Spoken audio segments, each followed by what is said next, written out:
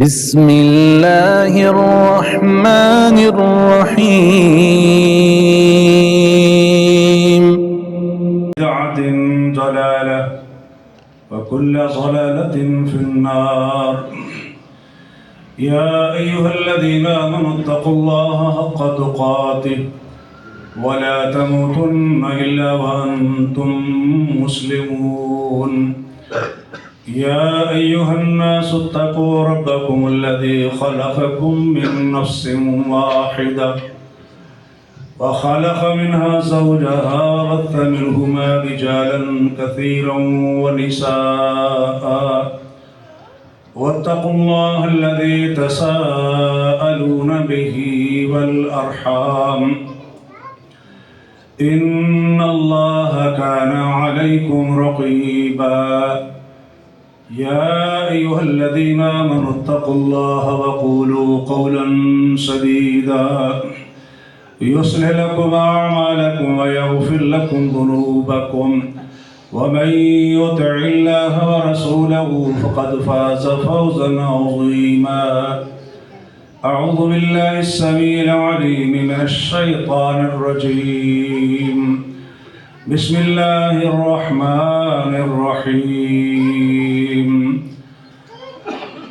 خذ العفو وأمر بالعرف وأعرض عن الجاهلين. وقال سبحانه وتعالى فبما رحمة من الله لنت لهم ولو كنت فظا غليظ القلب لانفضوا من حولك فاعف عنهم واستغفر لهم وشاورهم في الأمر فإذا عزمت فتوكل على الله إن الله يحب المتوكلين. وقال النبي صلى الله عليه وسلم لا نقصت صدقة من مال وما زاد الله عبدا بعفو إلا عزا وما تواضع أحد لله إلا رفعه الله أو كما قال النبي صلى الله عليه وآله وسلم.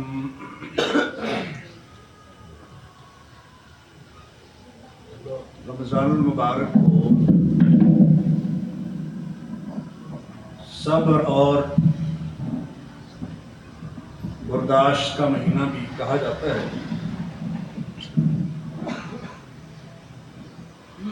اسی لیے یہ تعلیم تھی کہ ان قاتلہ احد، اگر کوئی شخص روزے دار سے لڑائی کرتا ہے اور ساقہ یا اس سے گالم گلوچ کرتا ہے فَلْيَقُلْ، تو اسے کہنا چاہیے اِنِّي امْرُؤٌ صَائِمٌ، میں وہ شخص ہوں جس نے روزہ رکھا.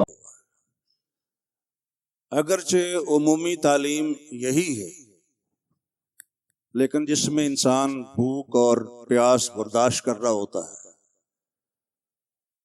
تو ان حالات میں بطور خاص اسے یہ کہا گیا ہے کہ وہ اپنی عادت کو اس سلسلے میں ڈیولپ کرنے کی کوشش کرے کہ اس کے اندر برداشت کا مادہ پیدا ہو. اور آپ جانتے ہیں اس زمانے کا یہ بہت بڑا مسئلہ ہے عدم برداشت. یہ چھوٹا مسئلہ نہیں، اور بڑی بڑی خرابیوں کی اور بڑے بڑے جھگڑوں کی اور قتل و غارت تک کی نوبت جو ہے وہ اسی سے آتی ہے، اور یہی اس کا سبب ہے، یعنی عدم برداشت اس کا سبب ہے. اور دوسری طرف ہمارا یہ دعویٰ ہے کہ اللہ کی اطاعت کرو اور رسول کی اطاعت کرو. لقد کان لکم فی رسول اللہ اسوۃ حسنہ، نبی علیہ السلام کی زندگی تمہارے لیے بہترین نمونہ ہے، اس میں کوئی شبہ نہیں، لیکن وہ اسوہ حسنہ نماز تک محدود نہیں، نماز اور اس کے فروعی مسائل تک محدود نہیں، نماز میں رفع الیدین کرنے اور نہ کرنے تک محدود نہیں ہے، آمین کو اونچی آواز سے کہنا اور آہستہ کہنے تک محدود نہیں ہے، وہ ہاتھ کہاں باندھنے چاہیے کہاں نہیں باندھنے چاہیے اس تک محدود نہیں، میں اس کی نفی نہیں کر رہا، وہ تو تمام زندگی کے اوپر محیط ہے، تمام شعبہ ہے زندگی کو اپنی لپیٹ میں لیے ہوئے ہے، وہ اسوہ حسنہ۔ وہ کون ہے جس کے لیے نبی علیہ السلام کی زندگی میں رہنمائی موجود نہیں؟ وہ تاجر ہو، وہ خاندان کا سربراہ ہو، سپہ سالار ہو، وہ کوئی ہو، اس کی کوئی حیثیت ہو، اسے نبی علیہ السلام کی زندگی سے رہنمائی ضرور ملے گی، ہر حیثیت میں رہنمائی ملے گی۔ تو جب ہر حیثیت میں رہنمائی مل رہی ہے تو کیا خیال ہے کہ معاشرتی زندگی کے بارے میں رہنمائی نہیں دی گئی ہوگی؟ مالی معاملات میں کیا رہنمائی نہیں دی گئی؟ وہ بھی دی گئی۔ اور معاشرتی اور معاشی معاملات ایسے ہیں کہ ان میں کوئی فقہی اختلافات بھی اتنے نہیں ہیں، اور نہ وہاں پر کوئی فرقہ وارانہ مسئلہ ہے، مکاتب فکر کا بھی وہاں پر ایشو نہیں، وہ ساری چیزیں تقریباً مشترک آ رہی، لیکن اس میں ہم ریلیکس ہو جاتے ہیں، اور جہاں جہاں اپنی اپنی جماعتوں کو ڈومینیٹ کرنے کے لیے ہمیں محنت کرنی پڑتی ہے، اس کے لیے ہم دن رات ایک کر دیتے ہیں، ترجیحات بدل گئی ہے نا۔ تو نبی کی سیرت، نبی علیہ السلام کی سیرت کا یہ پہلو کہ برداشت سے کام لینا ہے، تحمل اور بردباری کا مظاہرہ کرنا ہے، اور اسی بات کا اللہ سبحانہ و تعالی نے آپ کو حکم دیا تھا، خذ العفو، اے نبی معافی کو اختیار کرو، خذ پکڑ لو، لفظی معنی یعنی معاف کرنا، یہ اس کو ایسے بنا لو کہ گویا کہ مستقل آپ کی صفت ہے، اور ہر حالت میں، ہر کیفیت میں، ہر وقت وہ آپ کے پاس ہے، چونکہ آپ نے اس کو اختیار کیا ہوا ہے، پکڑا ہوا ہے۔ وَأْمُرْ بِالْعُرْفِ، نیکی کا حکم کرو، وَأَعْرِضْ عَنِ الْجَاهِلِينَ، اور جاہلوں سے اعراض کرو، کنارہ کش اختیار کرو، ان کے ساتھ مطلب یہ ہے کہ ان کے ساتھ الجھنا نہیں ہے۔ اللہ کے بندوں کا ہر زمانے میں یہ طریقہ رہا ہے، وَإِذَا خَاطَبَهُمُ الْجَاهِلُونَ قَالُوا سَلَامًا، کہ جب ان سے جاہل مخاطب ہوتے ہیں تو وہ انہیں سلام کہتے ہیں۔ حضرت ابوبکر رضی اللہ تعالیٰ عنہ کی بھی یہی تربیت کی نبی علیہ السلام نے، وہ واقعہ آپ نے سنا ہوگا، صحابہ موجود ہیں، نبی علیہ السلام موجود ہیں، ایک آدمی حضرت ابوبکر کے بارے میں نازیبہ کلمات کہتا ہے، آپ خاموش رہے، دوسری بار اس نے یہی حرکت کی، آپ پھر خاموش رہے، تیسری بار بھی اس نے یہی حرکت کی، تو پھر حضرت ابوبکر نے آگے سے جواب دیا۔ جب حضرت ابوبکر رضی اللہ تعالیٰ عنہ جواب دیتے ہیں، نبی علیہ السلام وہاں سے چل دیتے ہیں۔ حضرت ابوبکر عرض کرتے ہیں رضی اللہ تعالیٰ عنہ، یا رسول اللہ، کیا آپ ناراض ہیں؟ آپ مجھ پر ناراض ہیں؟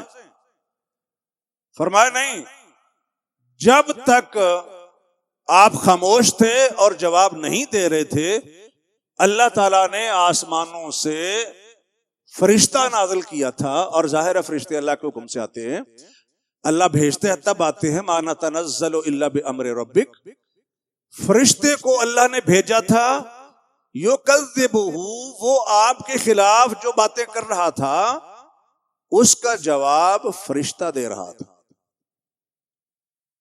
جواب کون دے رہا تھا؟ فرشتے کا جواب مضبوط ہوگا یا ہمارا؟ پتہ کتنی طاقت ہے فرشتوں میں؟ پوری دنیا میں کہیں بھی کوئی فوت ہو رہا ہو، ایک ہی منٹ میں وہ فرشتہ روح اس کی نکال لیتا ہے. فرشتے نے پھونک مارنی ہے، ساری دنیا تباہ ہو جانی ہے.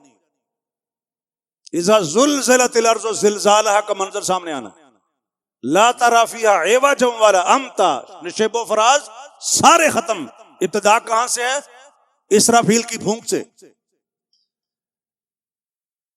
تو فرشتہ اللہ کے حکم سے آ رہا ہے اور طاقتور اس قدر ہے. فرمایا فرشتہ جواب دے رہا تھا، اسے جھوٹا کہہ رہا تھا، اس کے الزامات کی تردید کر رہا تھا، یکذبہ، اس کی تکذیب کر رہا تھا کہ تم جھوٹ بول رہے ہو حضرت ابوبکر کے بارے میں. اور جب آپ نے جواب دیا، یعنی جواب کو اپنے ذمے لے لیا، تو درمیان میں شیطان آ گیا. جہاں شیطان ہو وہاں محمد رسول اللہ کیا کام ہے صلی اللہ علیہ وسلم. تربیت کیا کی ہے؟ اللہ کے سپرد. وہ اللہ جانے اور اس کا کام. افوض امری الی اللہ.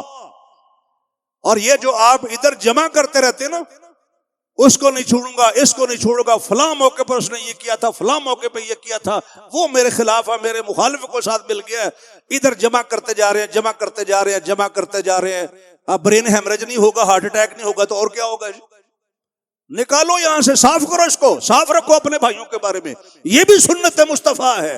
آپ فرماتے ہیں میں چاہتا ہوں کہ میرے ساتھیوں کے بارے میں میرا دل صاف رہے. صاف کیسے ہوگا؟ معاف کرنے سے، نظر انداز کرنے سے. اگنور کرو، اگنور. اس سے دل بھی صاف رہے گا، بوجھ ہلکا رہے گا، ہلکے پھلکے اللہ کے حضور پیشی ہوگی. یہ ساری چیزیں جمع کرنے فائدہ کیا ہے؟ اور آپ کہتے ہیں میں یہ کر لوں گا، وہ کر لوں گا. ہو سکتا ہے آپ وہ کر ہی نہ سکیں، اور آپ کا مخالف دشمن آپ سے زیادہ طاقتور ہو، پھر کیا کر لیں گے؟ تو جو العزیز القادر القوی المقتدر الغالب ہے، اس کے سپرد کرو. اور یہ جب مسافر کو آپ کہتے ہیں، یہ مسافر کہتے ہیں نا لا تضیع ودائع، اللہ کے سپرد کی ہوئی چیزیں ضائع نہیں ہوتی. وہ آل فرعون کا مومن جس نے کہا تھا کہ میں اپنا معاملہ اللہ کے سپرد کرتا ہوں، اللہ تعالیٰ فرماتے ہیں لوگ جو اسے تکلیفیں دینا چاہتے تھے اللہ نے اسے بچا لیا. وہ سینکڑوں ہزاروں بچے قتل کر رہا تھا، ہزاروں لوگوں کو مروا دیا اس نے. لیکن جس نے کہا کہ اپنا معاملہ اللہ کے سپرد کرتا ہوں، فوقاہ اللہ سیئات ما مکروا، ان کی ساری چالوں سے اللہ نے اسے بچا لیا. بچانے والا مضبوط ہے. جو مضبوط ہے نا اس کے سپرد کرو معاملات، پھر دیکھنا کہ وہ کیسے انصاف کرتا ہے. پھر دیکھنا کہ وہ کیسے انصاف کرتا ہے. اللہم اکفنیہ بما شئت. آپ بعض دفعہ ڈیفائن بھی نہیں کر سکتے ہیں کہ کتنی سزا اس کو دینی ہے. غصے میں آ کے بعض دفعہ آپ کہتے ہیں کہ اس نے میرا 10,000 کا نقصان کیا، اللہ اس کی نسلیں غارت کر دے. یہ بھی زیادتی ہے. جتنا کسی نے آپ کو نقصان پہنچایا ہے، جتنی زیادتی کی ہے، تو اتنا ہی جواب بنتا ہے نا. اس سے زیادہ تو زیادتی ہے. آپ کہتے ہیں کہ اللہ اسے سخت سزا دے، تو پھر آپ اللہ کے سپرد کر دیں کہ اللہ جیسے آپ چاہتے ہیں اس کے ساتھ سلوک کر لینا. وہ پھر کر لے گا. اور وہ بڑا عادل ہے، ذرہ برابر کسی پر ظلم نہیں کرتا. فضل کرتا ہے لیکن زیادتی نہیں کرتا کسی کے اوپر بھی. تو نبی علیہ السلام کی یہ تعلیم ہے اور خود اس کے اوپر عمل ہے. اس لیے کہ سچا صحیح مبلغ دائی وہی ہوتا ہے جو لوگوں کو جو کچھ کہہ رہا ہوتا ہے اس کے مطابق عمل کی بھی بھرپور کوشش کرتا ہے. بلکہ ہمارے بہت سارے علماء اور خطباء یہ کہتے ہیں کہ میں جو بات آپ سے کر رہا ہوں، پہلے یہ نصیحت میں اپنے آپ کو کر رہا ہوں اور پھر آپ کو، اور میں آپ سے کہتا ہوں کہ میری آواز مجھ تک پہلے پہنچ رہی ہے، آپ تک بعد میں پہنچ رہی. لوگوں کو نیکی کا حکم کرتے ہو، اپنے آپ کو بھول جاتے ہو، عقل نہیں کرتے ہو. اور شعیب علیہ السلام نے کہا، پیغمبروں کی یہ تعلیم ہے کہ جس کا میں تمہیں حکم کر رہا ہوں میں اس کے خلاف کیسے کر سکتا ہوں. ہاں یہ بات ٹھیک ہے کہ اگر پھر بھی بندے کے اندر کوئی کوتاہی علمی طور پر ہو تو دعوت و تبلیغ کا کام نہ چھوڑے، جہاں پر کمزوری ہے اس کو ٹھیک کرنے کی کوشش کرتا رہے. جیسے کہ مولانا اشرف علی تھانوی رحمۃ اللہ علیہ فرمایا کرتے تھے کہ ہم جس مسئلے میں اپنے آپ میں کمزوری دیکھتے ہیں ہم اس موضوع پر درس دیتے ہیں. کیا مطلب ہے اس کا؟ مثلا کسی معاملے میں کوئی سستی پیدا ہوگی نا، مثال کے طور پر اپنی طرف سے مثال دیتا ہوں سمجھانے کے لیے کہ نماز میں تھوڑی سی سستی ہو رہی ہے، تو پھر میں درس دیتا ہوں نماز کو وقت پر ادا کرنا چاہیے، نماز کی کیا اہمیت ہے، مقصد کیا ہے کہ مجھے نصیحت حاصل ہوگی، باقیوں کو تو ہوگی. تو اپنے آپ کو نصیحت کرنے کے لیے لوگوں کو واعظ کرتے ہیں علماء. تو میرا کہنے کا مطلب یہ ہے کہ کہیں ان میری باتوں سے یہ نہ سمجھ لیا جائے کہ اگر کوئی مبلغ عمل نہیں کر رہا تو وہ یہ کام بھی چھوڑ دے، تبلیغ کا کام، یہ دعوت کا کام بھی چھوڑ دے. یہ نہیں چھوڑے گا، یہ جاری رکھے گا. جہاں پر کمزوری ہے اس کو ٹھیک کرے گا، جتنی تار جلی ہے اس کو ٹھیک کرے گا، ریپیئر کروائے گا، ریپلیس کروائے گا، باقی تار نہیں جلائے گا. توجہ ہے. تو نبی علیہ الصلوۃ والسلام کا یہ آپ کا پیغام بھی ہے اور خود آپ علیہ السلام کا اس کے مطابق عمل بھی ہے، اور اسی بات کا اللہ نے آپ کو حکم دیا تھا. ایک آیت آپ نے سن لی، دوسرا مقام بھی سن لیں سورۃ آل عمران کا، فَبِمَا رَحْمَةٍ مِّنَ اللَّهِ لِنتَ لَهُمْ.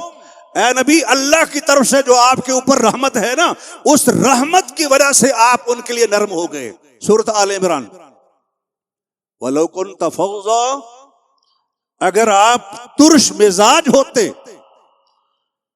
سخت طبیعت ہوتے، غلیظ القلب، دل کے سخت ہوتے، سنگ دل ہوتے، لَنْفَضُّوا مِنْ حَوْلِكَ، یہ سارے لوگ آپ کے پاس سے چھٹ جاتے. مطلب یہ جو پروانے آپ کے گردا گرد جمع ہے نا، یہ پروانے جو آپ کی محفلوں میں بیٹھتے ہیں، یہ صحابہ صفہ والے، باقی ادھر ادھر سے آنے والے، چار دانگے عالم سے آنے والے جو آپ کے پاس جمع ہوئے بیٹھے ہیں، یہ آپ کے پاس نہ بیٹھے ہوتے اگر آپ سخت دل ہوتے. لَنْفَضُّوا مِنْ حَوْلِكَ فَاعْفُ عَنْهُمْ، آپ ان کو معاف کیجیے. وَاسْتَغْفِرْ لَهُمْ، ان کے لیے استغفار کیا کیجیے، استغفار کیجیے. فَاعْفُ عَنْهُمْ وَاسْتَغْفِرْ لَهُمْ، یہ تعلیم دی. وَشَاوِرْهُمْ فِي الْأَمْرِ، اور انتظامی معاملات میں ان سے مشورہ کر لیا کریں. شاور و مشورہ کیجیے. ظاہر ہے انتظامی معاملات اللہ کے حکم میں تو نہیں ہے نا کہ نماز پڑھنی کہ نہیں پڑھنی، اللہ کے حکم تو اسی طریقے سے ہوں گے، لیکن جو انتظامی معاملات ہیں وہاں فرمایا کہ ان سے مشورہ کریں. فَإِذَا عَزَمْتَ فَتَوَكَّلْ عَلَى اللَّهِ، اور جب آپ مشورہ کر لیں اور ایک ذہن بن جائے، ارادہ پختہ ہو جائے، تو پھر اللہ کے سپرد کر دو معاملے کو، اللہ پر بھروسہ کرو. ان اللہ یحب المتوکلین، جو اس پر بھروسہ کرتے ہیں اللہ ان سے محبت کرتا ہے. کس کی رحمت سے آپ لوگوں کے لیے نرم ہوئے؟ یہ بھی اللہ کی توفیق سے ہوتا ہے.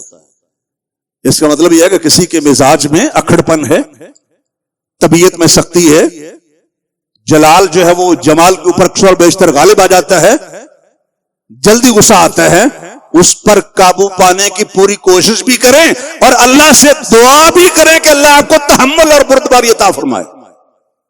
کیونکہ فَبِمَا رَحْمَةٍ مِّنَ اللَّهِ لِنتَ لَهُمْ، اللہ کی رحمت سے آپ ان کے لیے نرم ہوئے. تو اللہ کی رحمت کا تو ہر کوئی محتاج ہے نا، اللہ کے نبی بھی محتاج ہے. رحمت للعالمین کو رحمت للعالمین کس نے بنایا؟ وَمَا أَرْسَلْنَاكَ، اور نہیں بھیجا ہم نے آپ کو إِلَّا رَحْمَةً، مگر واسطے رحمت کے، للعالمین، تمام جہان والوں کے لیے. وہ رحمت بنا کے بھیجنے والا اللہ رحمان الرحیم ارحم الراحمین ہے. ہر کو وہی رحمت عطا فرمانے والا ہے، اور ہر کوئی اسی کی رحمت کا مستحق بھی ہے، سوالی بھی ہے، اور سوالی ہونا چاہیے، اسی کے در کا سوالی ہونا چاہیے، اور اسی سے رحمتوں کا سوال کرنا چاہیے. یہ جو سنت ہے کہ کوئی کچھ بھی کہہ لے، آپ کے جذبات میں انتشار پیدا نہیں ہونا چاہیے. حالانکہ انسان ہے نا، عام طور پر ایک بندہ باتیں کیے جا رہا ہے، چپ ہی نہیں ہو رہا، بس ہی نہیں کر رہا، اور ناجائز جو ہے وہ آپ کو تنگ کر رہا ہے. آپ نے بھی سنا نا حضرت ابوبکر رضی اللہ عنہ کو واقعہ، 2 بار سن لیا، تیسری بار انہوں نے بھی جواب دیا، اور فتوے کی حد تک، قانون کی حد تک جو جائز تھا. لیکن اعلی اخلاق کیا ہے؟ اعلیٰ یہ ہے کہ اس کو بھی چھوڑ دیا جائے اور اللہ کے سپرد کر دیا جائے. اور یہی میں نے قرآن کے ریفرنس سے ذکر کیا، یہی میں نے سنت مصطفیٰ کے حوالے سے ذکر کیا. لیکن آپ سے عرض کر دوں کہ یہ کام ہے مشکل. کیا مشکل ہے بھئی؟ ایک بندہ آپ کو گالیاں دے رہا ہے، گندی اور ننگی گالیاں دے رہا ہے، اور اس طرح کی بہت ساری چیزیں جو وہ کر رہا ہے. توجہ میری طرف رکھیے گا، جو آپ سے وہ کہتا جا رہا ہے اور زیادتی کر رہا ہے، الفاظ بھی جہل والے بول رہا ہے، بد اخلاقی کا مظاہرہ وہ کر رہا ہے، یہ سارا کچھ کر رہا ہے، اور آپ مسکرا کے آگے چل دیں. اسے میں کہہ رہا ہوں کہ مشکل ہے. لیکن سنت مصطفیٰ یہی اعلی صاحب الصلاۃ والسلام آپ نے یہ کیا ہے، آخر اس کے پیچھے محنت ہے نا، اسوہ حسنہ ہے، محنت ہے، جذبات کو کنٹرول کرنے کی پریکٹس ہے، لوگوں کی باتیں سن سن کے اپنے آپ کو عادی بنانا ہے. اور ایک ٹائم آتا ہے، بلکہ قرآن نے یہ کہا کہ یہ مشکلیں اور مصیبتیں اور پریشانیاں اللہ تعالیٰ اس لیے تمہیں دیتا ہے تاکہ تمہیں پرواہ نہ ہو جو غم آتا ہے. لِكَيْ لَا تَأْسَوْا عَلَىٰ مَا فَاتَكُمْ، کوئی چیز چھن جائے اس پر پھر تم افسوس نہ کرو، اور جو چیز مل جائے اس پر اتراؤ نہ. جذبات جو ہے وہ سٹیبل رہنے چاہیے. سورۃ آل عمران، سورۃ الحدید، اللہ تعالیٰ نے کئی مقامات پر یہ بات کہی. فَأَصَابَكُمْ غَمًّا بِغَمٍّ لِكَيْ لَا تَحْزَنُوا، غم پر غم تمہیں دیا تاکہ اس کے بعد تمہارے اعصاب مضبوط ہو جائیں. بھئی حضرت عائشہ رضی اللہ تعالیٰ پر تہمت لگی تھی نا، مہینے بعد آیتیں آئیں. اللہ فوری بھی تو اتار سکتا تھا نا، مہینہ کیوں انتظار کروایا؟ تاکہ منافقین ننگے ہو جائیں، مسلمانوں کے اعصاب مضبوط ہو جائیں، ان کو حوصلہ پیدا ہو جائے. کل کو بڑے سے بڑے حادثہ، بڑے سے بڑا حادثہ بھی ہو جائے، بڑی سے بڑی آفت بھی اسلام کے اوپر آ جائے، یہ قائم رہیں. اس لیے جب افواہ پھیل گئی کہ نبی پاک شہید ہو گئے احد میں، کہا اگر وہ فوت ہو جائیں یا شہید کر دیے جائیں تو دین سے پھر جاؤ گے، اور جو دین سے پھر جائے اللہ کا کچھ بھی بگاڑنے والا نہیں ہے. محمد تو ایک رسول ہے، ان سے پہلے بھی بہت سے رسول گزر چکے ہیں صلی اللہ علیہ وسلم. یہ سورۃ آل عمران ہے، یہ ٹریننگ ہے، یہ تربیت ہے کہ پورا ایک مہینہ اللہ تعالیٰ نے غم پہ غم پہنچا کے چرکے لگا کے مسلمانوں کو اعصاب مضبوط کیے. یہ ٹریننگ کا حصہ ہے، یہ تربیت کا حصہ ہے. اللہ کے لیے تو کچھ مشکل نہیں تھا. ادھر منافقین نے الزام لگایا، اللہ فوراً آیتیں اتار دیتے، جو بعد میں اللہ نے حضرت عائشہ کی پاک دامنی کے بارے میں سورۃ النور میں 16 آیتیں نازل کی تھی، اور اس میں بھی یہی میسج تھا جو موضوع میں عرض کر رہا ہوں. حضرت ابو بکر نے قسم اٹھا لی کہ ان پر خرچ نہیں کرنا، ایک میری بیٹی پہ تہمت لگاتا ہے اور ایک اس پر میں خرچ کر رہا ہوں. فطری بات تھی نا. لیکن اللہ نے فرمایا وَلْيَعْفُوا وَلْيَصْفَحُوا، ان کو چاہیے کہ معاف کر دیں، درگزر سے کام لیں. أَلَا تُحِبُّونَ يَغْفِرَ اللَّهُ لَكُمْ، تم یہ پسند نہیں کرتے ہو کہ اللہ تمہیں بھی معاف کرے؟ اللہ بڑا بخشنے والا، بہت رحم کرنے والا ہے. انہوں نے کہا کہ نہیں، ہم تو چاہتے ہیں کہ اللہ ہمیں معاف کرے. اپنے لیے چاہتے ہو کہ اللہ تمہیں معاف کرے تو دوسروں کو کیوں نہیں کرتے ہو؟ وَلْيَعْفُوا وَلْيَصْفَحُوا، یہ اللہ نے حکم دے دی. یہ بڑے بڑے خاندان ہیں، یہ بڑی بڑی ہستیاں ہیں، ان سے بڑے خاندان کوئی نہیں ہے، ان سے بڑی ہستیاں کوئی نہیں ہیں جن کا میں ذکر آپ حضرات کے سامنے کر رہا ہوں. ابو بکر نبیوں رسولوں کے بعد افضل ترین شخص ہے، افضل ترین مومن ہے رضی اللہ تعالی عنہ، ان کا تذکرہ کر رہا ہوں. اللہ اکبر. میں عرض یہ کر رہا ہوں کہ پیغمبر کی سنت، اس کے لیے کافی محنت کرنا پڑتی ہے. یعنی آپ کے اعصاب مضبوط ہوں، آپ اشتعال میں نہ آئیں، جاہلوں کی باتیں ہوں، جاہلانہ باتیں ہوں، بد اخلاقی پر مبنی باتیں ہوں، زیادتی اور ظلم کی باتیں ہوں، اور پھر بھی آدمی سٹیبل رہے، جذبات کو کنٹرول میں رکھے. یہ ہے سنت مصطفیٰ، اور ہے مشکل. اور اس لیے میں یہ عرض کر رہا ہوں، بار بار یہ کہہ رہا ہوں کہ نبی علیہ السلام تو یہی کرتے رہے. آپ سوچ سکتے ہیں کہ ایک بندہ آپ کو قتل کرنے والا تھا، وہ تو آپ کی قسمت اچھی تھی، اللہ نے آپ کو بچا لیا، کیا کریں گے اس کے ساتھ؟ یہ حارث بن غورس کا جو واقعہ ہے کہ نبی علیہ السلام غزوہ ذات الرقاع سے واپس آ رہے تھے، آرام کر رہے تھے، بہت سارے درخت ہیں سایہ دار، لوگ مختلف درختوں کے نیچے چلے گئے آرام کرنے کے لیے صحابہ کرام۔ نبی علیہ السلام بھی کیکر کے ایک درخت کے نیچے لیٹ گئے، تلوار کو درخت کے اوپر لٹکا دیا۔ ایک کافر بدو آیا، اس نے نبی علیہ السلام کی تلوار اٹھا لی، بخاری مسلم کی روایات، تلوار اٹھا لی اور تلوار سونت کر کہتا ہے یا محمد، یہ نام لینے والے وہ باقی تھے، یا محمد، اے محمد، میں یمنعک منی، آپ کو مجھ سے کون بچائے گا؟ آپ نے فرمایا اللہ اللہ اللہ، بعض روایات میں 3 دفعہ کا ذکر ہے، اور پھر اٹھ کے بیٹھ بھی گئے۔ صحابہ کو آواز بھی دی، توکل یہ نہیں ہے کہ کچھ نہ کرے، لیکن آپ پرسکون تھے، اور اس نے یہ بھی کہا اتخافونی، آپ مجھ سے ڈرتے ہیں؟ توجہ کیجئے گا، ایک کافر دشمن تلوار سونت کے کھڑا ہے، لہرا رہا ہے تلوار اور کہہ رہا ہے آپ مجھ سے ڈرتے ہیں؟ قال اللہ، فرمایا نہیں۔ مشکل کام ہے کہ نہیں؟ اس کیفیت میں بھی بندہ نہیں ڈرتا، فرمایا نہیں ڈرتا۔ کون بچائے گا؟ فرمایا اللہ بچائے گا۔ اللہ کا نام زبان مبارک سے نکلنا تھا کہ اس کے ہاتھ کانپنا شروع ہو گئے، تلوار نیچے گر گئی ہاتھ کانپنے کی وجہ سے۔ آپ نے اٹھائی وہ تلوار اور فرمایا اب تو بتا کہ تجھے مجھ سے کون بچائے گا؟ قال کن خیر آخذ، کہتا ہے بہترین پکڑنے والے بن جاؤ۔ مطلب تلوار تو ہاتھ میں ہے، لیکن تلوار سے کسی کا نقصان نہیں ہوتا۔ دوسرے لفظوں میں یہ ہے کہ وہ ترلے منتوں پہ آ گیا ہے، معافی مانگ رہا ہے کہ آپ معاف کر دیجئے، اور آپ نے اسے معاف کر دیا۔ بھائی اس تو ود کسی کا کی کوئی نقصان کرنا کر سکتا ہے جی؟ بھائی جان تو اس تو ود ہو کی کرنا کسی نے، یہ تو کر رہے، یعنی وہ تو اللہ نے بچایا نا، اللہ، ورنہ وہ تو بس ریڈی تھا۔ اللہ اکبر، ایسے دشمن کو معاف کرنا آسان کام نہیں۔ اور ایک دفعہ نبی علیہ السلام، کیونکہ آپ کا معمول تھا کہ آپ مسجد میں بیٹھتے تھے، حدیثیں سناتے تھے، بیان کرتے تھے، صحابہ کرام بھی بیٹھ جاتے، پھر آپ تشریف لے جاتے، اپنے کسی گھر میں چلے جاتے۔ اور ایک دفعہ یہ ہوا، یہ سنن نسائی اور سنن ابی داؤد کی حدیث ہے،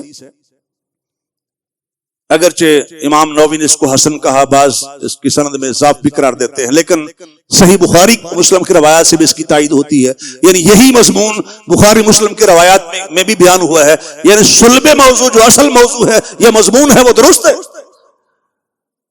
وہ جب آپ مسجد کے درمیان میں گئے نا، مسجد نبوی کے درمیان میں، تو ایک بدو نے آپ کی چادر کو زور سے کھینچا، جبزتن شدیدتن، اور چادر کھردری تھی، خشن تھی اور موٹی تھی، جس کی وجہ سے آپ کی گردن مبارک جو ہے وہ سرخ ہو گئی، وہ چادر کے کھینچنے کی وجہ سے۔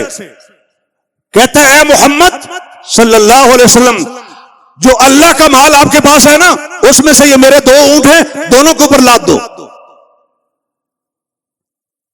آپ نے فرمایا لا واستغفر اللہ، لا واستغفر اللہ، لا واستغفر اللہ، لا واستغفر اللہ، نہیں، میں اللہ سے استغفار کرتا ہوں جب تک آپ مجھے قصاص نہیں دیں گے جو آپ نے مجھے نقصان پہنچایا ہے، یا گردن میں جو چادر تھی اسے کھینچا ہے اس بے دردی کے ساتھ، تب تک ایسا نہیں ہوگا۔ اس نے کہا اللہ کی قسم میں آپ کو قصاص نہیں دوں گا، اللہ کی قسم میں آپ کو قصاص دینے والا نہیں، اللہ کی قسم میں آپ کو قصاص دینے والا نہیں۔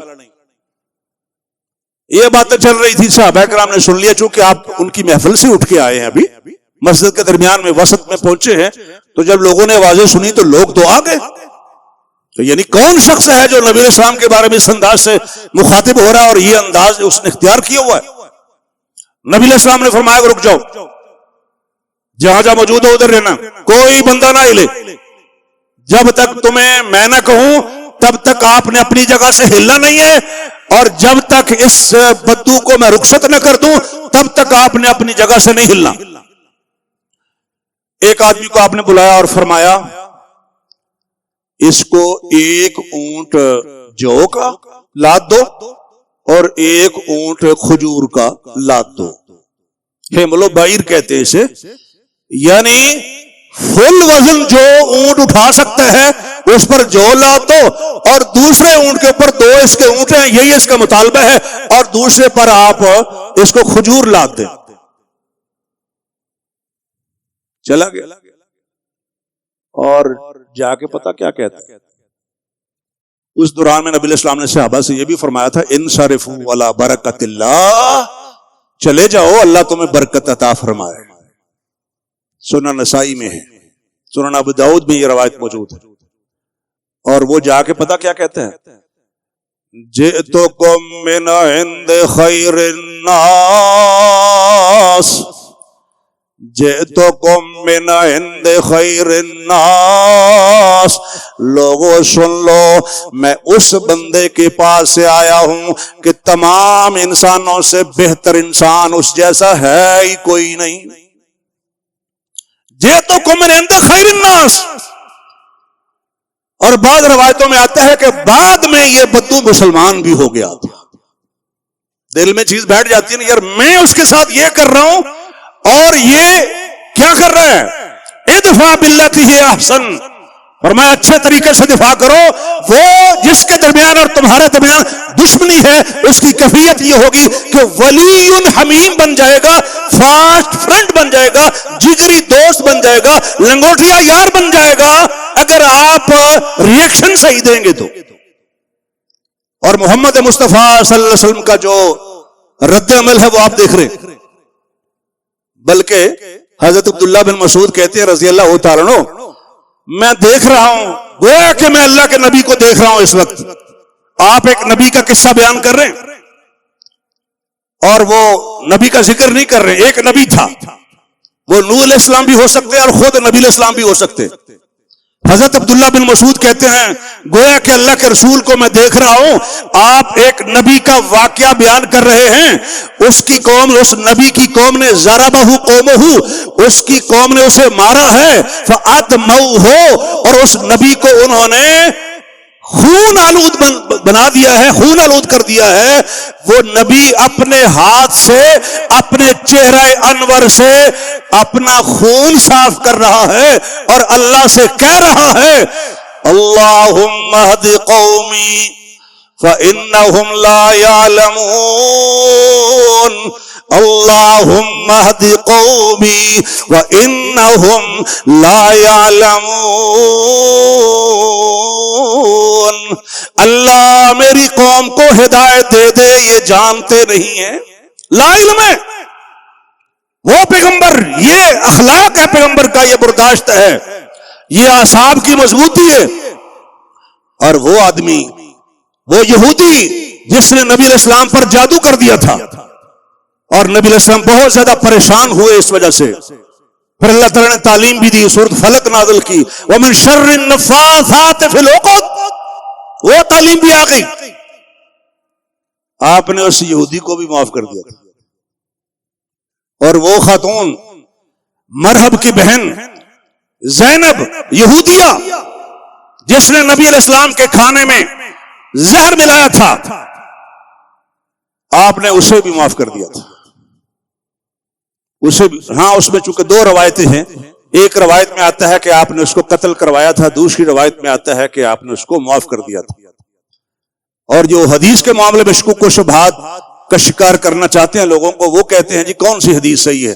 ہم کہتے ہیں دونوں حدیثیں صحیح، کیونکہ اس میں تفصیل ہے کہ آپ نے اس عورت کو، کھانے میں زہر ملانے والی عورت کو معاف کر دیا تھا، اور نبی علیہ السلام نے جو زہر والا گوشت کھایا تھا اس کا اثر اللہ نے پینڈنگ کر دیا تھا، ملتوی کر دیا تھا، اور جب طبی طور پر آپ کی وفات ہوئی تھی اس وقت آپ فرما رہے تھے جو خیبر میں مجھے زہر دیا گیا تھا نا، اس کی تکلیف میں اب محسوس کر رہا ہوں، میری رگیں کاٹ رہا ہے وہ۔ جنہوں رب رکھے انہوں کون چکھے؟ رب نے تاثیر رکھی ہے چیزوں میں، وہ تاثیر کو پینڈنگ بھی کر سکتا ہے، ختم بھی کر سکتا ہے، مخلوق بھی اس کی اور اختیار بھی اس کا۔ اسی زہر والے گوشت سے صحابی کی موت ہو گئی تھی بعد میں، اور جب موت ہو گئی تو پھر اس عورت کو قصاص میں قتل کروایا گیا تھا۔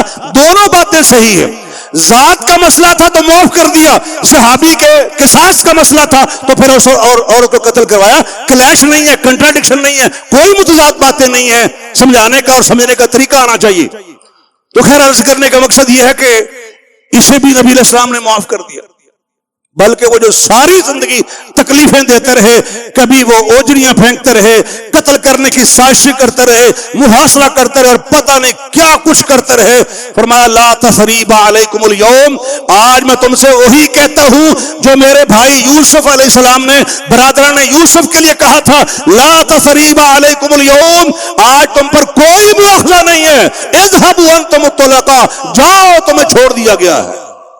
عام معافی کا اعلان کر دیا۔